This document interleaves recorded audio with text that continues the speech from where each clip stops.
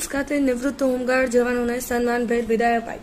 પાટણના આરએસ યુનિટમાં હોમગાર્ડ તરીકે ફરજ બજાવતા 3 નિવૃત્ત હોમગાર્ડ કર્મીઓને પાટણ જિલ્લા હોમગાર્ડ કમાન્ડન્ટ શ્રી સંજયભાઈ ડી ઠાકોરની ઉપસ્થિતિમાં નિવૃત્ત હોમગાર્ડ કર્મચારીને શાલ ઉડાડી મોમેન્ટ આપી સન્માન કરવામાં આવ્યું.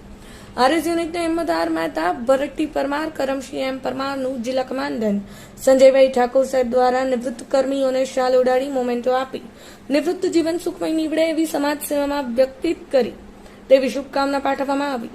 તેમજ પાટણ જિલ્લાના આરએસ યુનિટના પરેડમાં ચૂંટણીલક્ષી સૂચનો તથા વધુ લોકો પોતાના મતાધિકારનો ઉપયોગ કરે એમ લોકોને પ્રોત્સાહિત કરવા સૂચનો કર્યા હતા. આ પ્રસંગે ઓફિસર ઇન્ચાર્જ ઝાનાભાઈ પી પરમાર તથા કારકુન શ્રી રસિકભાઈ કે ઠાકોર એમના દ્વારા સન્માન કરવામાં આવ્યું હતું. Bureau report, Patan news 24, Patan.